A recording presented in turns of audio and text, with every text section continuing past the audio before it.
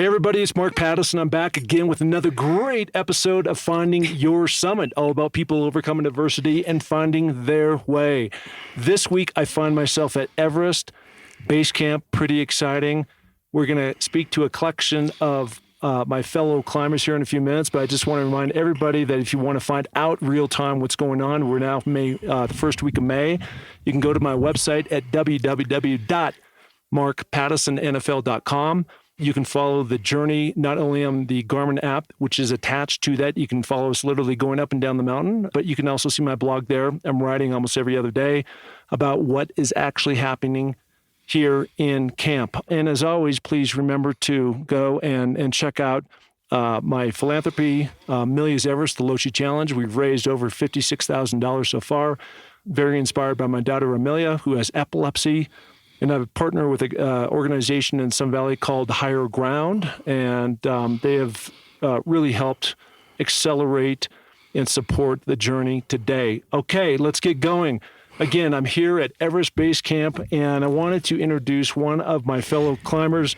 He's pretty remarkable. His name is Art Muir. Art, how are you doing? I'm doing great. Thanks. Good to be here. Yeah, so the first thing that comes across my mind is there's no relation to the famous John Muir that crossed, the United States. I'd like to claim the relationship, but it's not the case. It's not the case. So one of the things I've been most impressed with so far about you is, number one, you're 75 years old. So correct me if I'm wrong, but you might become potentially the oldest American to actually pull this thing off. But more than that is that you've got such a great zest for life. And it really does inspire me. There's another guy, Lou Whitaker, that inspired me to actually move to Sun Valley. Yeah. And when I met him, he was 89 years old, and I ran over to him. I was he chopping wood at the time? He was almost started. Well, he spun taking around. Out a barn or something. The guy, when I grabbed him by the arm, he just literally spun around. Right. It was like I was grabbing a piece of wood, and he was, like, I want to be this guy someday. And his life is so full of adventure. You live in Chicago now. You're originally from Colorado, right? Like, where and when did you start getting into climbing? Yeah, the fact is, this is more of a recent kind of interest for me. I started out in Colorado doing a little bit of climbing, a little bit of camping with some of my friends. But then I went to school in Philadelphia and hadn't done it for a long time. I was in the Army, went back to school, started working, had a family. But I have a friend, a guy named Jim Daverman, who actually has a house in Sun Valley as well. And he decided he wanted to do some climbing. He was out in Sun Valley doing some work with a guide out there named Drew Daly. Really Sawtooth Mountain guide, really good guy. And Jim decided he wanted to go down to Ecuador and do some climbing, some volcanoes. So he asked me to come along because I'd done some of this stuff. And I said, sure. And I applied, I applied for this, I sent in the application. I expected them to ask me some questions like, what have you climbed recently? How many nights have you been in a sleeping bag? They didn't ask me anything. So I figured, how hard could this be? I mean, did they know that I think I was 69 at the time or something maybe? I figured this can't be that hard. You just go down there, cruise around in the Andes for a little while, have some, good food. So I got down there. We had a guide. Our lead guide was with RMI, was Casey Grom, well-known guide, Solvay Waterfall. We got down there and we were climbing these two volcanoes, Cayambe and Cotopaxi. We did a little training. We got out, and so you start in the middle of the night, often to get up, be on top kind of when the sun comes up. And it's a volcano, so it's 45 degrees, which I knew intellectually, but emotionally and physically, I'm walking up this thing thinking, man, this is like really hard. I don't know, what am I doing here? But we were able to summit Cayambe in really high winds, then had a really nice day on Cotopaxi. And so I kind of got hooked. And I also saw how professional mountain guides work, how they manage people. I'd never really used guides before, so I hadn't done any of this stuff. And so from there, I just started doing more trips. And so I did more with RMI, and I was really lucky. My son, who at the time was 25, I think Charlie was 25 or 26, he'd gone out to Mount Rainier, done a course, taking the Couts Ice Cool Water course, and came home and said, Dad, we should, actually what he said is, Dad, you should climb Denali. And I'd actually been there once with a real small group in 1991. And so I said, Charlie, man, I'm too old. He said, no, come on, we can do this. So we went to Denali with Billy Nugent was the guide who led our trip. Mike King, Sean Collin were the other guides. It was an RMI trip. And after much hard work and amazing views and trials and tribulations, I stood on the top of Denali with my son. which I think was one of the most amazing days of my entire life. Yeah. I mean, people say that the birth of your children is really neat, but the truth is that walking daughters down the aisle and standing on top of a big mountain with your son, those are the best. Pretty cool. And it's not a trivial mountain either. It's a tough one. It really, the thing about that was it taught him something really important. He was young at the time, but it taught him about how he could call on deep resources within himself in really hard times and push through. And there's going to be a time in his life when he's going to need that, but he has that knowledge now. So that was really a special deal. Well, that's also, one of the reasons why we call this podcast Finding Your Summit, all about people overcoming adversity and finding their way and being very metaphorical. When you climb up a mountain, as you know, you're overcoming a lot of things, a lot of personal grit, a lot of things you've been going through. And so, it's such a great life lesson to have to overcome hard things, because at the end of the day, hard things are hard, right? Yeah, that's why they call them hard, right? Yeah, that's why they call them hard. But it makes you a better person for, pushing yourself around. Let me ask you this question. So today I'm doing more of a collage of podcasts with different members of our group. Right. And each one is going to come from a different... and that's a remarkable team, too. It's a remarkable team, yeah. We're very fortunate to have, because you've been on probably bad teams, and I've been on bad teams. No, actually, most of my teams, I've, really been lucky. They've been great people. Well, I've had a couple they've been better than others, I'll put it that way, right? But, so at the end of the day, why are you here on Everest? What is it about Everest that's calling your name? Well, a couple of things. One is, you talk about the summit and what I've learned in getting ready for these trips, because you have to work really hard. There's a lot of preparation. And for me, I've actually been given an opportunity to give a couple of lectures, and I kind of named them. It's not about success, or it's not about the summit. It's about the effort. So it's about this effort that you go through. So you learn a lot about yourself. You learn about other people. You share this bond. When you've done something really hard, there's a bond. I mean, soldiers know it. Other people who've gone through ordeals know it. Football teams. Right? Yeah, and football teams, it's exactly the same thing. It's something really special. But what happened to me was I was born in 1946. In 1950, Maurice Herzog and other French climbers climbed Annapurna, the first 8,000-meter peak. And he wrote the book. He wrote his book, Annapurna, in 1953. I think my dad gave it to me about 3 years later, maybe 1956. So I was maybe 10 years old. And then just the concept of the incredible, the adventure, the passion, the work, the danger. I had all that frostbite and all those things. Yeah. It was with Lionel Terray and Louis Achenal and these guys, these major guys. So I've always had an interest in doing it, but never an opportunity. So when I realized that with guides, I could pursue something as an ordinary person that was extraordinary, I kind of moved my way up to do this. Now, for me, one of the things that, you don't know is that I was here in 2019. In 2019, it only got to Camp 2. So this time, for me, success is getting anywhere above Camp 2. Anything beyond that is gravy. And I'm old enough now that it's more about the trip, the companionship, the preparation. In fact, I've been preparing for this for so long that I thought that was the event. Yeah. I've kind of forgotten. Wait, now you got to go climb the mountain. Yeah. So, I want to jump on that point really quick, because let me just say this, because I think this is one of the things that's the most important things about when you go after some big ass goal, right? Exactly right. It's loving that process. So even though you've been chasing this thing for a long time, it's about you getting up every single day, doing your push-ups, doing whatever you have to do to get ready for this big event. I told my kids, I have 3 kids. This lovely woman I married, I can't get married above myself, of course. And we have 3 wonderful children. We call that you outkicked your coverage. Yeah, I did. Yeah. I absolutely did.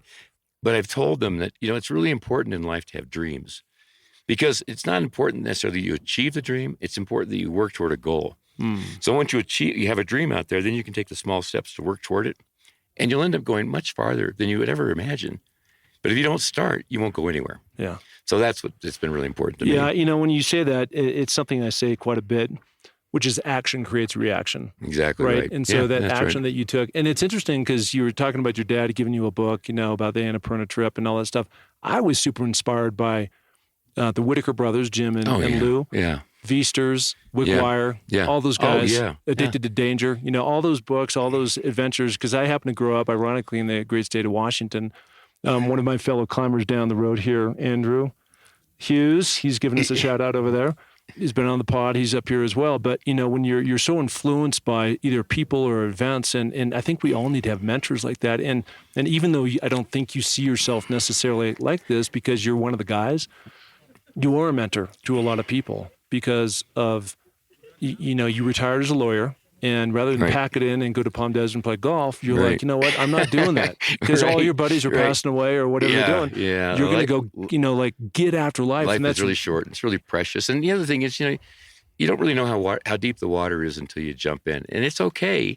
It's okay to try something and fail. I mean, that's, but it's not okay not to try something. Yeah. And life is such a precious, fleeting gift that you need to take advantage of it. And you don't really typically fully realize that until you're almost too old, So that's why it's so this has been, for me, it's been great. It's also been the process of the training, because it's remarkable, that somebody, my age, not athletic, just a normal person, could actually prepare for and be in a position to at least think about doing this, whether or not the success comes.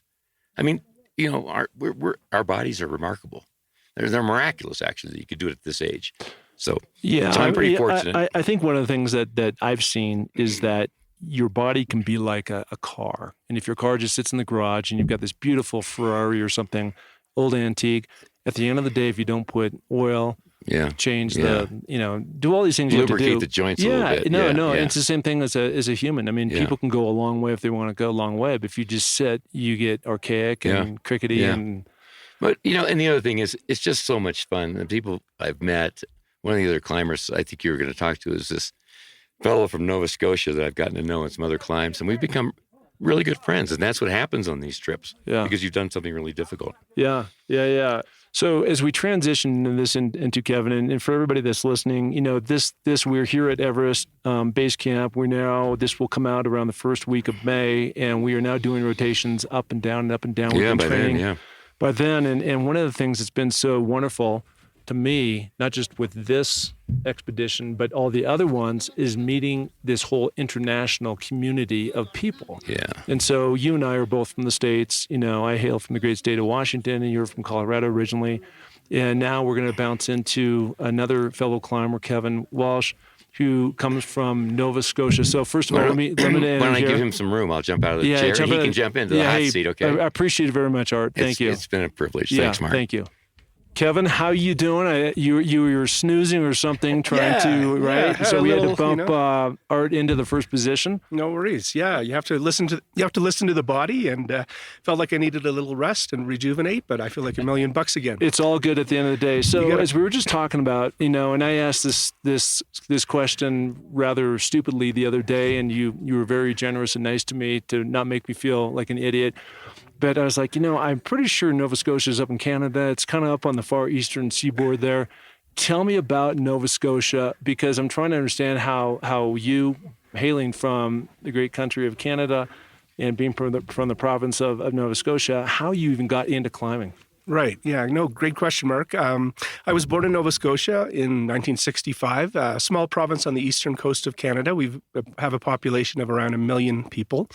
Not a lot of vertical out there, though. So I was lucky enough to grow up with a father who was in the military, and we lived in the Alps, near the Alps, for about 7 years. So my love for the mountains began there, did a lot of trekking, hiking. As I got older, the challenges, the bar raised, I wanted to go higher. Yeah. I saw guys coming down from the Matterhorn once with all the carabiners and the gear, and I'm like, that looks like something that I'd like to try someday. So here we are. So where did your career start? I know you're a dentist, as a full-time, and you're a great dad, and you've got some kids and things like that. But where did you, like this bug, where you actually started doing your transition from, hey, that looks really cool, with a bunch of carabiners, that's some dudes coming down the mountain, they look awesome, to you actually doing those types of things? Yeah, my brother and I were over with my wife and his girlfriend at the time, visiting Switzerland, and we walked by this hut, and there was a sign saying, "Go climb with us." So we walked in, not really knowing much, being very green, and said, "Hey, can you take us climbing?" And the guy said, "Sure, show up tomorrow morning," and that's what happened. We really had no gear. He gave us a few, bring some stuff in case it gets cold, but he gave us crampons and ice axe and took us up to summit the Munch. It was a beautiful bluebird sunny day, and as we were on the summit, a couple of Swiss F-16s went flying by at eye level, and they gave us a little sideways fly-by salute. It was amazing. I'll never forget that experience as long as I live. Awesome. So let's go back and talk about, because I've heard you, I think you were on Denali, is that right? Yeah. Denali, and you've been on Aconcagua. We talked about that. And that's actually where you met Art, I believe. The first climb we had together was on Denali. He was there with his son. Right. And that was kind of the first big one that I did. And it wasn't, when I started, I thought, let's start easy, start slow, and do some fun ones. So I did some smaller ones in Canada and went down to Ecuador with a friend and did a couple of the volcanoes. And at no point did I think I'd get into the bigger guys. But the more you do, the more, a lot of us here are type A focused people, and the more you want. So I decided it was time to raise the bar, and the guide said, sure, you're ready, give it a go. So I went to Denali, which was where I met that fine gentleman, Art Muir. So what is it about mountain climbing for you? People make different choices, taking the family to Hawaii, to the Grand Wailea, or to the Cayman Islands. That really doesn't matter. There's no right or wrong here. But what is it about you that drives this obsession with not just Mount Everest, but just mountain climbing? What does that give you? I guess for me, life is about balance, and it's important to balance family and spirituality and excellence and a little bit of personal fitness. So I think for me, climbing is just a passion that I've developed. I like athletic endurance type sports. I've been a marathoner, triathlete, and this to me is the ultimate. It's just there's something about it, the buzz of hanging out with people, having a goal, coming in prepared, and trying your best to make the summit. Yeah, well, one thing that's really interesting is every day you and I are now teammates, right, on this expedition, and people I'm sure could just hear the helicopter flying over. And so, it's from people that have high altitude mountain sickness, where right now we're sitting at 17,500 feet. I'm not actually sure what the conversion is in meters. You probably do. It's about 5,600 meters. There we go. Mm-hmm. Yep. And so it's between bringing in supplies, bringing in people. We actually had one gal from our group have to fly via helicopter yesterday back down to Kathmandu. So those things do happen. But getting back to that passion and that balance in life is something that's really interesting to me. And the thing about balance is that we're constantly being unbalanced, right? Sure. Because your kids have a soccer game, or you're being drawn into there's emergency, you have to go and extract a tooth or something, right? And so what is it for you that helps you really balance those things? Because you're striving for that, but we're constantly being unbalanced. Yeah, you're right. I remember learning about the cross of life one time at a dental lecture, and you're never in the center. You want to be there as often as you can, and strive towards being in the middle. But yeah, we all get out of balance periodically. I think most mountain climbers will tell you that it is a selfish sport. So you do it a little bit here and there, and try not to get carried away. But make sure it works with the family life and with work, your career, et cetera. And I think it's important that we always strive to be somewhere as close to the middle as possible. Yeah, well, you certainly must have a supportive wife, right? To really understand that that's what helps drive you and make probably a better relationship between you two by you being able to go out and accomplish these amazing feats. Yeah, 100%. Often that's the thing that people marvel over the most is how did you convince your spouse to let you take 2 months off and come here and do this crazy thing? But well, we were just talking to him, and we both came to the conclusion that he outkicked his coverage. So, and I have no doubt that's probably the truth. So she must be a remarkable woman, both you two guys. It's a give and take, like any marriage for sure. So no, I'm very lucky. Stacy's a wonderful lady and very understanding and supportive. But I owe her big time when I get back. Yeah. Tell me about Mount Everest. Right. So at some point in time on the map, maybe it was 10 years ago, 20 years ago, when those guys were coming off the Matterhorn, when was it for you that thing kicked in? And what is it when we actually get here amongst our peers that gives you the extra juice that makes you like, this was the right decision. I'm glad I'm here. And all these interesting people that happen to be within this group led by Garrett Madison. Yeah. So I guess if you're a runner, you want to do the Boston Marathon. If you're a climber, you want to do Mount Everest. It just seemed like a logical progression. Really fortunate to be in the position now at 55 to be here and giving it a shot. And I've had a lot of time to think about it, prepare for it. And I've been looking forward to it like a kid at Christmas Eve for I guess 8 years now is when I finally put it in the schedule 8 years ago. And every couple of years I've knocked one off, and ultimately would like to do the 7 summits. As I understand that, Mark, you yourself will take care of in a month and a half or so. Well, trying to, fingers crossed. There's a couple guys on here again. We'll mention Andrew Hughes. Both of us are trying to do both Everest and Lhotse. So we'll see how that all goes. One of the things that that on today's podcast that I find so fascinating is the international effect. So you're representing, Canada, or awesome neighbor to the north. And we just talked to Art. He and I are both from the U.S., but we're going to talk to some people from some other countries today. But what is it for you like when we come together? You talked about being on Denali, being on Aconcagua down in Ecuador. I think that's where you said you were. Uh-huh. Climbing these different volcanoes. What is it about when you come together, that helps like motivate or drive, or it's more interesting that people who don't climb don't really understand? Right. Yeah, great question. The interactions, the people you meet is really the icing on the cake with mountaineering. I've always had great luck with wonderful team members and people from all over the world. Relationships that continue. You're in touch with people. You bump into them again. It's a fairly small community, and I don't think it's something that you can do by yourself. We all have good days. We all have bad days, and we all need a little support along the way to stay healthy and stay focused. And team support is so critical to this type of passion. Yeah, and something that you mentioned a few minutes ago about, at the end of the day, climbing is a very individual sport because we're tethered really to the mountain, which is a little bit different than other mountains but you really do need to have that support. We all come together. You're right. We have good days. We have bad days. And we're feeling that right now, right? Some of us have had coughs. We call it the Kuma cough. Some of us have been feeling the altitude illness where you're just feeling punky and just not full of energy. And a lot of us are napping and that type of thing. But it sure helps when we come in this mess hall, this mess tent that they've erected for us, and somebody can say, "Great job today," or "Keep going," or something like that. I think that really gives us a zap of energy. At least to me, it does. I'm sure it does to you in some capacity.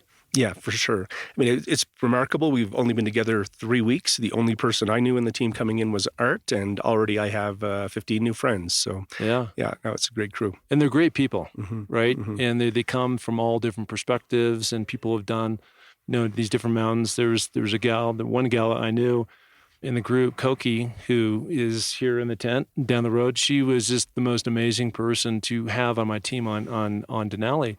And it was probably the most unexpected thing because at the end of the day, and just calling a spade, nobody really wanted to be with the girl. And I got kind of stuck with her. And at the end of the day, I turned out to get the jewel. There you go. And so you just never know how these things, emerge, right? Mm-hmm. So very cool in that way. So now we all plan for success. At least I do. I'm sure you do too. 100%. Yeah. So do you see like continuing to go? Is this the pinnacle? Like you get to the top and you raise your hands in the air and jump off the maybe down to China side and that's it? Or do you still have aspirations of continuing this journey?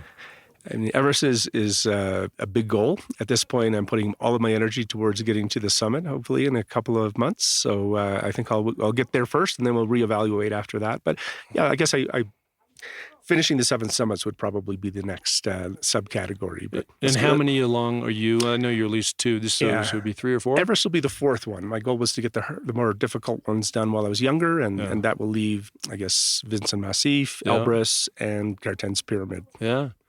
I did Kosciuszko in Australia. Okay, well, that's on the list as well. Well, that's where Dick Bass started with, so I want to go with the original. Yeah, he was the first guy. He was the man. So something you just said, which was interesting, which is my coaches in football used to always say, and we got burned on this too many times, so I really began, because people are asking me the same question, Mark, what's next? What's next?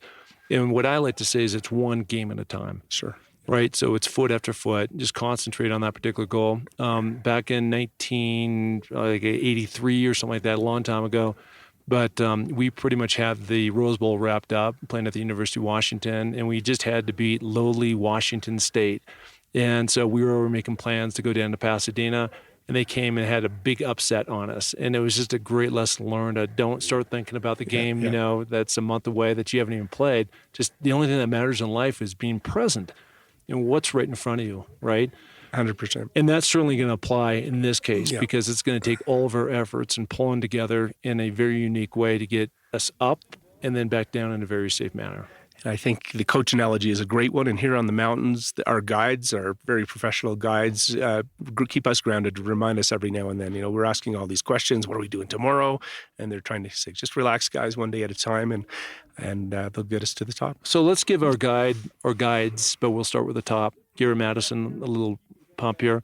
What is it about Garrett that of all these different choices that you could have made that landed you in this group with this guide, with Garrett, putting that confidence in him that was going to get you to the top and back down safely? Yeah, you want to do an undertaking like Everest as you want to set yourself up for success. And in the small community of mountaineering, you do your homework, you ask around, and Garrett's name kept coming up. This is my first time working with Garrett, but man, what a gentleman. And he's just so calm and so professional. I feel like I've definitely made the right choice. He's the man. So as you and I were out training today, Koki, I was standing next to her, and she was, just for a minute, struggling with this one particular maneuver going up that ice wall, right? Which we all did. And Garrett was so patient with her and said all the right things. And she echoed back to him, Garrett, you have such a great bedside manner, right? Which is usually referred to doctors who are really good to patients who are terminal or something. And I think that's really right. I met Garrett down in Antarctica, and we happened to meet as I was going up this 1,100-foot ice wall, and he was going down the ice wall, and he looked at me and I looked at him, and through a kind of a wide, crazy roundabout story, I ended up guiding one of the rope teams, and he was like, who the hell is that guy, right? Because all these guys know each other. And I started doing more and more in research, and we had a cheeseburger or something together, and then the next thing, it all popped up, and it all worked out. But I think he's one of the best. He knows his stuff. I've climbed with him a number of times over in Sun Valley, Idaho.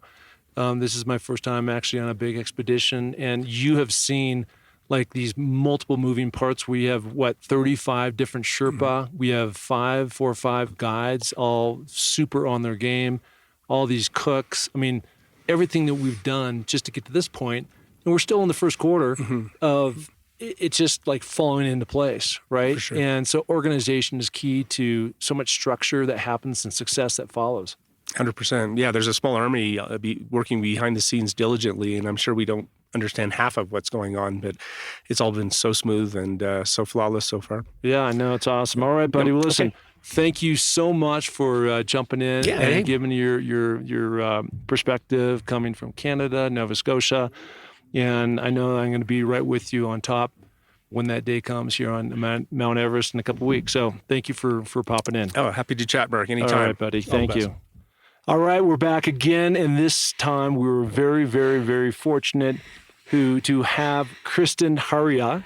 If I said that right? Almost. Yeah. All the way But it's really hard to say. It is hard to say. And the reason why it's hard to say is because you're Norwegian. Yeah, but the name is actually Finnish. And the Norwegian people have a lot of trouble saying it right. So you were good. That was good? Yeah. So let's say in Norwegian, how do you say your name? Harila.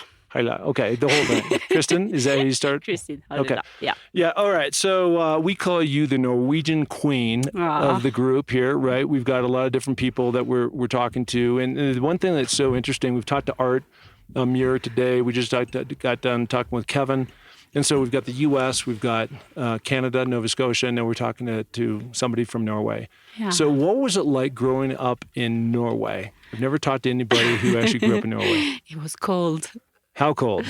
No, I'm from the north of Norway. Mm-hmm. So it's in the Arctic, and it's cold and it's dark. During the winter? Yeah, and during the summer it's light all day. But even in the summer we don't have... it's like in a good summer day it's 15 degrees. Yeah. If we are lucky, we have 20. Yeah. But that's not happening every year. Yeah, so, you and I were talking earlier, and one thing that Norway certainly stands out for is not only its chocolate, but these great Nordic skiers. Yeah. Right? And so is that something that when you were growing up, that you experience, Yeah, right? From the standpoint of everybody's doing it, that like Yeah. maybe in the US it's soccer or Mhm, it's right. baseball or football, but you Yeah, know, in Norway, I think I had skis on when I was 1 or something. And we wow. was always out playing with the skis on. And that's really nice. So I did professional until 2009. Yeah. So of course I did a lot of skiing when I was young. So is that mainly the traveling around the country of Norway Yeah, doing that, or are you yeah. going to all Yeah, those countries? when I was starting competition, it was like maybe I was 7, and then it was like local. Yeah. But from I was 13, it was national. Okay, so Yeah. let's transition now into mountain climbing, right? Yeah. So I don't recall that there's a lot of gigantic mountains in Norway, but where did that passion? Where did you get the bug? Where did you get hooked? I did my first high mountain in 2015. It was Kilimanjaro. Mm-hmm. But I always like the mountains and like to get to the summit and like getting to the goal and Yeah, reach the summit. but let's peel back the onion a little bit, Yeah. right? So what was it? What was that moment that you said, I need to go climb a big mountain like Mount Kilimanjaro? No, like Kilimanjaro, it was I did win a trip with the job that I had. Ah, Yeah, so it was a job trip, and if I didn't go, maybe I wouldn't have been here. yeah. Maybe, but when I did the Lubusche East in 2019 and saw Everest, that was when I decided that I wanted to. Well, so again, let's go back and talk with the previous two guests that were just Yeah. on, Art, right, and Kevin, and they've got a little bit of a resume, and so most people don't go from Nordic skiing Yeah. to Kilimanjaro in 2015, and a Yeah. couple years later, like, hey, let's go do Everest, Everest, yeah. right? So why would you? I mean, you look great when you're climbing. You look like you know what you're doing, so that's all good. Yeah. But what would that thing like for me? I started with Kilimanjaro myself, right, in terms of big mountains. I've done a lot of other ones around the States, Yeah. but I wanted it to be a progression with Yeah. Mount Everest and Lhotse being the very end. And not only are you doing Everest with the group, but with me and a few others, you're also Yeah. going to go and take on Lhotse. Yeah. So you're kind of going from little league to big time in one jump. Yeah. Yeah, but I did Putahenshuli in between. That was 7,246 Meters. And, yeah, meters. Yeah, and Aconcagua. So that I did in between. But I also did like many technical mountains in Norway also. Yeah. The last years since I quit my job, I have just been out traveling and climbing mountains. Life is wonderful for you, but I know that you're also out there milking cows, from here and there, Yeah, right? Yeah, and that's what people do in Norway, right? Yeah. Eat chocolate, milk cows, and go out into Nordic ski. Yeah, really romantic. Yeah. So I've asked the same question to the other two. I want to ask it to you, right? Which is, what is it about the international community? We've got a couple new additions to the group from the UK, right? I'm looking down the table. We've got some other US, we've got Canada. Yeah. You're from Norway, and we're going to talk to another person from Ireland, right? So what is it about the international flair, the connection, Yeah. right? Yeah, I think it's so really- nice Yeah, why? to meet. But why? Yeah, to meet different people and Yeah. meet other culture. Even we are like Norway and US are not so different, but we also are different. And it's nice to get to know other people from other countries and to see. And I have been traveling most of these trips alone, and I love it. And to meet and get to know other people from other countries. But and, tell me why that is, because I think, one of the things, at least the lesson I've learned, is about stepping into the fear, right? Yeah. And so for me, originally, stepping into the fear was I flew all the way to Arusha, Tanzania, and I climbed, right? And you go through all that. Yeah. And so going through customs and everything else in Kenya, and it's chaos, and then, moving on and flying, and some dude in the middle of the night picking me up and taking me to some spot with machine guns standing outside of the gates. Yeah. It's scary for a lot of people, right?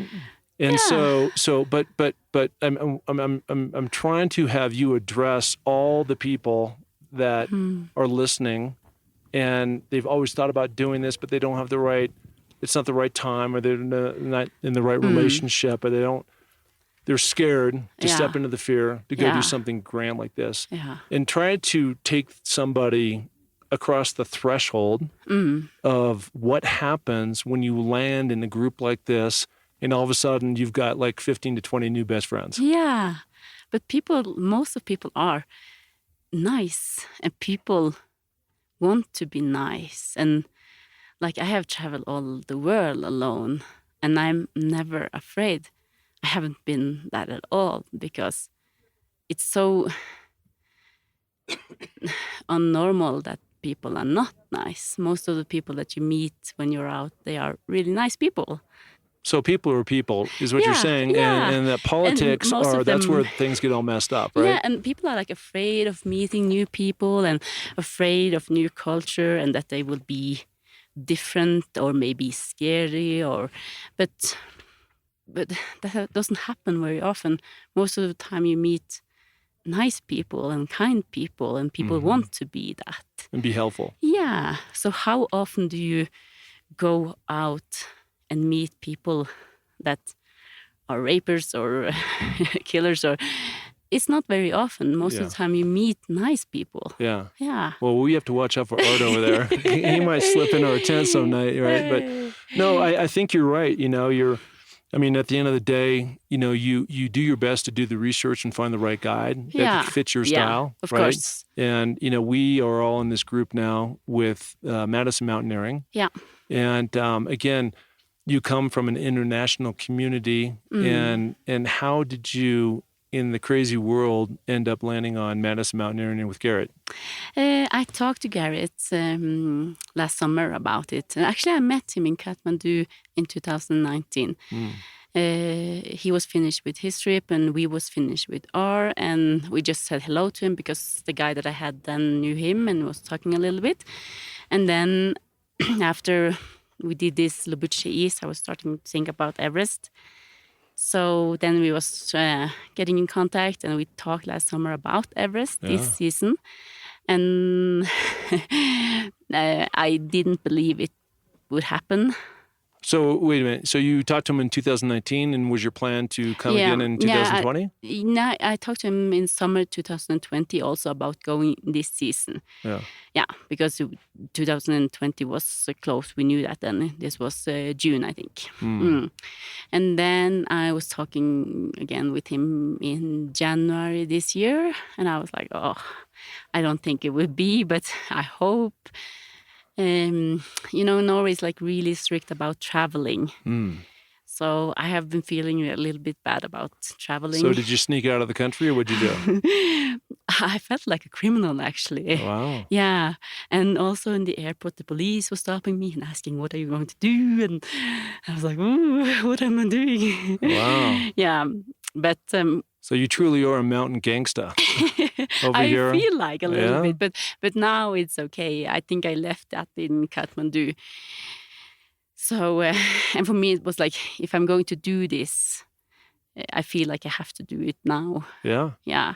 Good. So do I. Yeah. So this episode is coming on the 1st of May, right? So we're now talking in mid-April. Yeah. So we've already been together a couple of weeks, right? And we still have a couple more before this comes out. And what are you hoping at this point? We're at 17,500 feet, and we're going to start going through the Kumba ice field.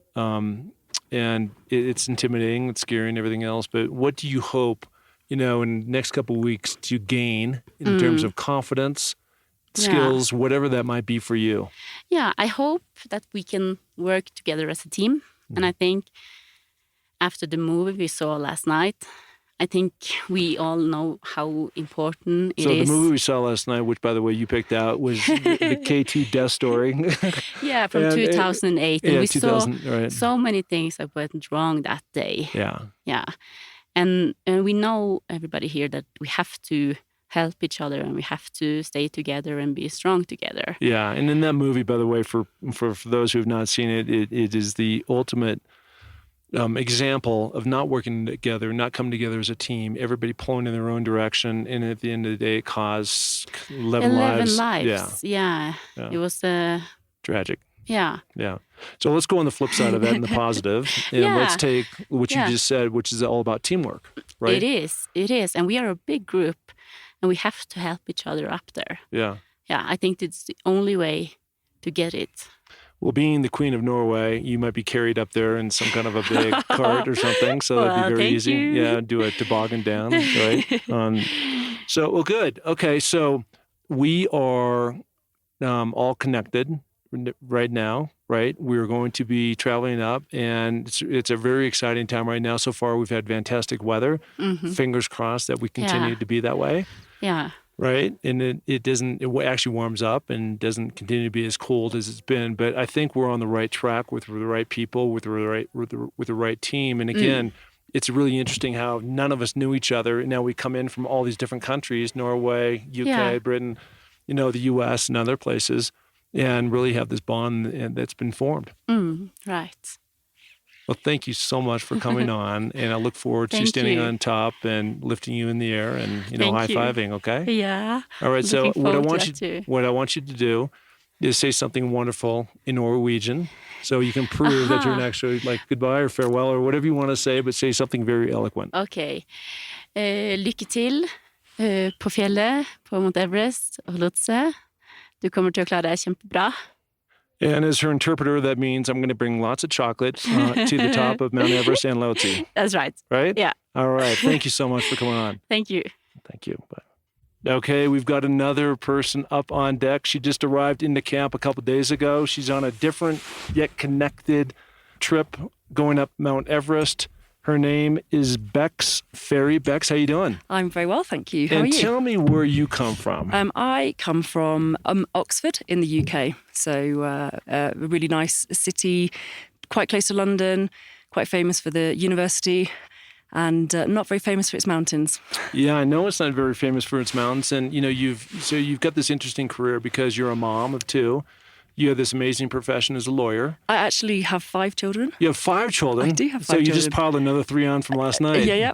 Wow. Yeah. So, I mean, I want to speak right now to all the moms that are out there. Okay. Because I think, they go off to school. You're highly educated at Cambridge, right? Yep, that's right. And you became a lawyer and you're doing these amazing things. Mm-hmm. And then you get married and you have 5 kids. And, sometimes people women become irrelevant because they haven't been in the workforce for a long time. Yeah, I see that. Yep. And so what you've done is kind of reinvented yourself in some level. Uh-huh. And you have, been climbing these crazy mountains, and now you find yourself, with John Gupa, your mountain guide. Yep. It's kind of a unique situation because it's kind of, you're doing a one-on-one with him, but you're we're connected. part of Madison as well, so we're sort of all independent, but with you guys as well. So let's go back and let's ask the question, Okay. which is the obvious question, is how does a mom of 5, right, in this big career go from doing that to mountain climbing? And it's just not trivial. This isn't just any mountain. This is the biggest mountain in the world. Yeah, I guess I have always been outdoorsy, active, grew up in the north of England with a very active family, particular father who would take me off to Scotland in all weathers, eaten alive by midges and hanging out at camping in snow. So being outside has always been a massive part of who I am. I've also run a lot, and the running has always taken me sort of to many places in the world as well. So even though I've had 5 children, I've always been outside and active and maintained that throughout working and pregnancy, which I think is really important. Like, I've never let that side of me go. And for my children, I think it's been really invaluable for them to see that as you get older, you still can have dreams and you can still fulfill them as well. And otherwise, you're saying to them, go get a good education and then go to work and then life stops. So it doesn't. I think you can still do anything you want to just because you're a mum. It doesn't mean to say that you have to get lost in the domestic chores of children. And, I love my kids and they're the most important thing to me ever. And I know that they're really proud that I'm here. So, yeah, it'd be awesome to get to the summit and make them proud. No, I love that. Breaking that down just a little bit. So you're talking about the adventure travel part of it, right? Yeah. Of going around, I don't know where you've been exactly, but when you're running and things like that. Mm-hmm. And at what point in time did you transition into, I'm running, maybe you still are as training, but to I want to start doing bigger challenges, going straight up mountains? Actually, quite recently, this has been a relatively new phenomena for me. And literally probably last year, I climbed Amadablam and did a bit of training with John in Wales, and started to try and make a transition from running in mountains to trying to climb in mountains. So I start from a base of nothing. I have everything to learn, but that's part of the enjoyment and the process, is learning new things and meeting new people and having a go. And I don't feel I know that this is Everest is a massive undertaking and something that someone trains for years and years, but I come at it from a slightly different approach, that I kind of feel that maybe endurance and something else, and mental tenacity and physical endurance, just from stuff that's happened in life and how you live, is maybe also quite important as well. And sort of not to feel overwhelmed by the mountain, and just enjoy the process. For me, it's very much a journey, and I look at it different. I guess it's not all about the summit. Obviously, I really want to get to the summit, but it's part of everything, really. The process, the journey, the people you meet, the hardships, the things that go wrong. I think you learn more from the failings than you do from the actual successes. So yeah, it's quite extraordinary to be here. Well, again, I want to remind everybody the name of this podcast is called Finding Your Summit, all about people overcoming adversity and finding their way. And the finding your summit part is very metaphorical, right? Yeah. So it's we all go through things in life. That's just life. And if you haven't been through it, you're going to have it, hit you at any moment. And then the other thing that you're talking about is the process. It's not all about, raising your hand at the top of the summit. I've said this before and I'll say it again. Something that's really influenced me is there's a famous basketball coach in the States many years ago. He's since passed, named John Wooden. He created this thing called the Pyramid of Success. And so essentially that was 25 individual building blocks of team and again, individual goals that you put all together. In the very top, there's a word he used called competitive greatness, right? And that could be winning the championship, or standing on top of the mountain, or becoming a lawyer from Cambridge and doing great stuff. It doesn't matter what that is, but at the end of the day, to me, that word competitive greatness is all about loving the process. Yeah, if you don't love the process, you don't love being here, you don't love being in the camaraderie with all these great people here, you'll never make it to the top. Absolutely. And this is where time and again, cut and paste, in terms of following that same model that has gotten me to great places. Yeah, and I agree. I think it's always the small things. It's not the big things. It's every small detail adds up to make the bigger picture and the process as well. And, you skip the small things and you won't reach the summit, or you won't enjoy your time here. So it's, that great competitive edge, I agree, is really important. And what have you learned about, again, we're talking, with these cool British people, and then we've got Americans, and we've got Irish, and we just talked to Norwegian, gal, and that type of thing. We're just all getting to know each other. But what do you, again, going back and teaching valuable lessons to your children, what is that magic, that thing, right? That when you come in, that part of this thing is about achievement and about loving the process. But there's another component, maybe it's the human element. Yeah. Of coming together in this international community to do one great thing in common. I think it's compassion for others, and to, put others as equal as yourselves and to help, Kristen was just saying, it's camaraderie and compassion and caring and just looking after each other as well, and there's no I in team. It's, you might stand on the summit on your own, but actually there's a whole conglomerate of different things that have actually put you up there. And for me, it's, the people, it's my family, my kids, my friends. It's part of that bigger picture. And that's what I think I take away from it. It's it's so important to, meet other people and respect other people's cultures, and have compassion, and be kind and humble. Definitely be humble. And I think the mountains are a very kind of leveling playing field for that. They strip you right back, and they show other people who you are exactly, warts and all. There's no hiding. And, if you come with an ego, or if you come with any kind of different agenda, then I think you'll get found out. And for me, it's quite humbling, and I find it a really peaceful place to be, even if the weather's terrible and it's freezing cold. I just love being in the mountains and pottering around. And we've been in the icefall today, and it's like a different world. It's so ethereal, and it's otherworldly, and that is quite transportative, and I love it. Yeah. You should be a coach. You're saying a lot of things that my coaches have said in the past. And for somebody who hasn't had a lot of experience in the mountains, and by the way, when you talked about Ama de Blanc, for anybody who's seen the Matterhorn, it's pretty much that, a big snow cone straight up. It's quite steep. And again, for somebody who hasn't done a lot of mountain climbing, that's really remarkable that you took that on. And I think the other thing, you said this about 5 minutes ago, which was really interesting to me, which was just about the role model leadership. Koki's here in the group too, and she actually brought her daughter all the way along, on the trekking, 2 weeks, and I could just see the bond and the confidence in her and how proud she was about her mom.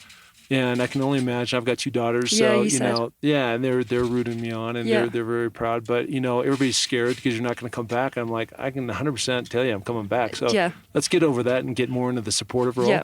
Of how this is all going to play out. And, you got to picture success, right, on you standing on top of the mountain, or, or it's, visualization is so key to success. No, I agree 100%. Like having been in the icefall today, I feel really excited to get going, having a go and doing the rotations and trying to get to the summit as well. And I can completely, as much as I was saying it's a process and a journey, I can see myself on the summit, and I think that's really exciting.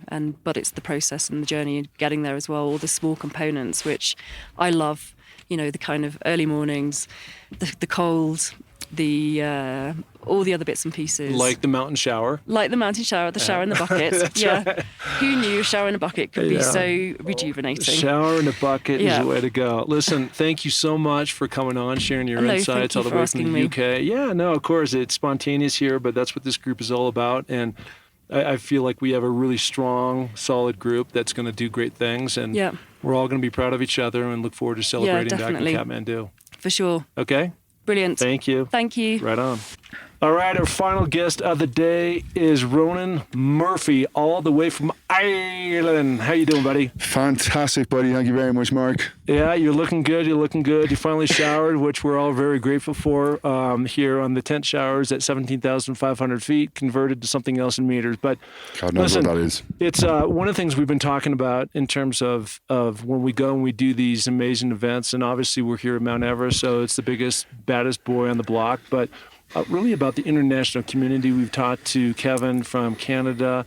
We just talked to Bex from the UK, America, and other places. And so it's just always very fascinating that as the world seems like it's falling apart with all this political bullshit, when we come together as people, we come together as one. And we've seen totally this. Agree. Yeah, we've seen this so far. So I just want to get your opinion about these other adventures that you've been on, and you've taken some different sabbaticals, in your time, about what you've learned. We talked about the other day that there's a point in time when you went to Santa Barbara, the college, for 6 months or so. Good time in your life. But Great times. Yeah, but at the end of the day, what is that for you about the human interest part? Not forget about the climbing part of it for a minute, just the human interest part of it. Well, for me, it's just meeting people, right, and doing different things around the world, seeing the world, new cultures, new people, how do you interact with people, throwing yourself into an environment where, you're meeting different nationalities, like myself being I thought I was going to be the only European here, but unfortunately not. There's a few Europeans. Yeah. And that's it. Just getting to see the world and do different things. Yeah. That's the main driver for it. And I've been to Ireland, right? Mm-hmm. Love the country, golfed all over. And I didn't see a lot of tall mountains when I was there. There's a lot of bluffs. Hills. They're hills, right? They go up and down and all over. Yeah. But for you, where did you get that bug that you want to take on this challenge? You're very strong, one of the stronger guys of the group, and so you certainly have that drive and that thing that makes your motor want to really tick and go. But it's one thing to tick and go on a flat surface, and it's another thing to tick and go straight up. Yeah, for me, look, for mountaineering, for me, it was just an escapism. You know, when I went down to South America, I spent a whole year climbing mountains in the Andes. And just the drive of, you know, being on your own in your own headspace and getting to see amazing scenery, that was what drove it for me. That's what the hook was for me. And I've been just doing it ever since. And it's a bit of a, you know, it's a solo endeavor, isn't it? And it's one where, you know, I think everybody that does this and doing Everest has their own reasons for doing it and what's your internal drive. And for me, it was something I always wanted to do it. And it was always going to happen. It was just a matter of when. And then fitting it in with your life and how you can get it done, it was really, that's what it is for me. So now it's like the perfect time. So I know Ireland is connected to the UK a little bit, and certainly Sir Edmund Hillary in Tenzing, Norway. Were those guys influences of you as a young lad in terms of your drive someday? I mean, certainly there's kind of a trickle-down effect from Jim Whittaker and Lou Whittaker, both from the great state of Washington. And Jim was the first American to climb, I think it was 1963 or something, when he made it to the top of Everest. So it was a huge feat, but certainly he wasn't the first. Yeah, well, look, everybody knows about Hillary, right? Like, I'm actually climbing on behalf of his charity at the moment, the Himalayan Trust. So yeah, he was a big legend at the time. I think, look, you know, Norgay, everyone knows about him as well. Yeah, over the years, where did the drive come and the inspiration? I suppose I looked at some of the Irish climbers. We were watching something last night on K2 and Jerry McDonald there, and then just so there's other legends around the world that you followed, and you know that can inspire you to push on to do great things in terms of climbing. And there's lots of people that we're here climbing at the moment that are you know pretty amazing in what they've done in the past. But, yeah, so. We earlier on this podcast, we talked to Kristen, as you and I call her, the Norwegian Queen, right? And she was talking about that she's done majority of her travel independently, and she's taken on, and so that kind of led into stepping into the fear.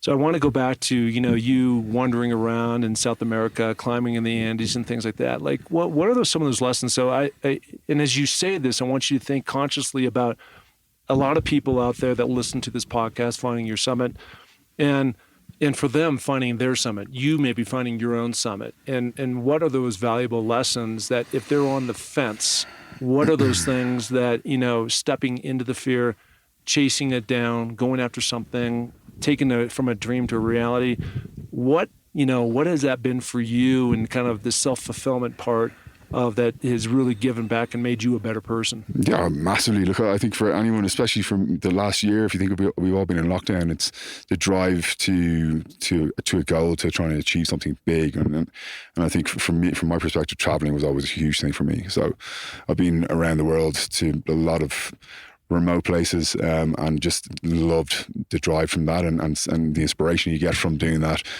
And then from a personal perspective, getting yourself into condition, getting yourself ready for something like this is huge. And it's something I've done through my life, and I think they spent the last year working really hard towards this. And it was a goal that everybody that is involved in doing this has had the similar type of, goals to work towards when everyone else is stuck in lockdown and we're getting ready for this. And that's what I think is inspired me to get myself ready in terms of what we're doing and getting away from the lockdown that everyone else is in right now. So it's from that perspective, it's been huge.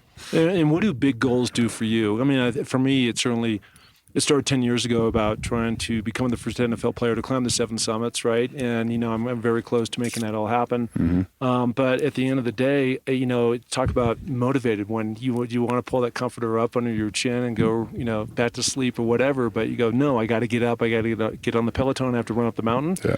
What does a big goal do for you? That's a great question. I think like every single day when you get out of bed, it's just what your own personal drive is. And for me, my personal drive is to get things done straight away. You have the internal goals that you want to achieve, and you want to achieve for yourself. And, you talk about hitting 7 summits. That's something that I never even thought about doing before. I just love doing mountaineering and just climbed around the world and just climbed different mountains. But then you have these other goals that you end up thinking that maybe you'd like to hit. And I think, that's something that's interesting me. But just in terms of just every day and looking after yourself and just trying to be the best version of yourself is what's driven me forward for this. And it's quite simple from that perspective. And last question for you, and I've asked this question to everybody else. We're here as a kind of an international community, but how did you pick Garrett Pattison Mountaineering to make this dream become a reality? So Kent and Kill, the guys, friends here, I got in touch with him. I've obviously living in the UK, as I do, I've been following Kenton's career for quite a few years. I always said I was going to try and climb with something related to him or another Nepalese company that I've climbed here with before. Got in touch with Kenton about climbing at the Matterhorn actually in last year, but then of course with lockdown couldn't do it. Spoke to him about his company, and then we just got on well, the two of us, and we chatted quite a bit last year, and then he introduced me to Garrett and got in touch with Garrett, and the three of us had a conference call, which was quite funny because Garrett was in Africa, I was in Positano, and Kenton was somewhere random as well. And the three of us had this 3-way conference call, which was quite funny. Yeah. So by the way, if everybody doesn't know, Kitten Cool sounds like a superhero, but he's actually not. He's actually a real person who's done some incredible things. He is going to be on the pod here in a couple of weeks. But certainly a big influence in the climbing, mountaineering world. Mm-hmm. Yeah, no, listen, especially coming from the UK, look, we don't want to blow Kenton's trumpet here, but he's been up Mount Everest 14 times. Yeah. So obviously, very big personality in the UK, and that's why I got in touch with him, and it was great getting in touch with him because it opened the door to so many things, and it's just simply putting a phone call in. Yeah. That's all it was. Love it. Well, listen, what we want to do is get to the top and back down safely, and then we can put that call into whoever you want to put that call into, but it's all the hard work, the dedication, coming together as a team, working together in an international way. It's been awesome getting to know you and the others so far. We've been at this 2 weeks. This episode is going to run on the 1st of May. And, by that time, we're going to be even further down the train tracks in terms of our progress, going up and down the Kumba Ice Field, the Camp 1, Camp 2, maybe touching Camp 3. So there's a lot of ground still to cover. Yeah, I feel like we haven't even done anything yet. Yeah. Well, we've been trekking in, we've been having some banter, but it's been fun. Nothing started for me. Mentally, it all starts in a few days' time, and even then, it almost feels like it's not real because we've been in training, whatever. Once we get into the ice fall and get going, it will be real. And I think then let's see where we are in 4 weeks' time, because it's 4 to 6 weeks. Between now and when we're actually done, or well, let's call it, if we're lucky, 4 weeks. So it's ready to go, basically. Yeah. Well, listen, man, I appreciate you coming on. 1, 2 is it's so far it's been an absolute thrill to get to know you. Another friend you too, I've my friend. Got to know from all these different expeditions all around the world. And number 3, look forward to being on top with you. Raising our hand in the air and making it back down safely. 100%. All right, cheers, all right, everybody. Thank there you very he much. is, the one, the only, Ronan Murphy. Thank you.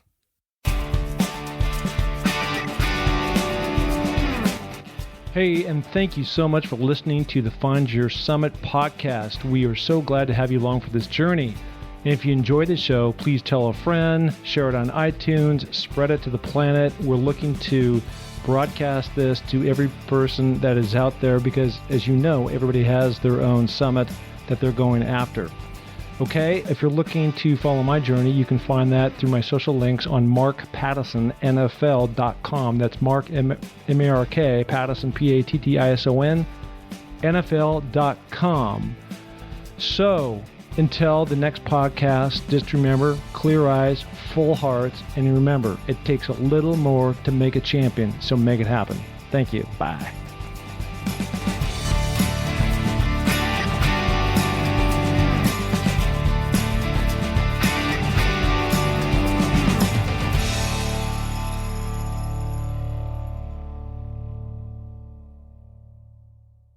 This podcast is a part of the C-Suite Radio Network.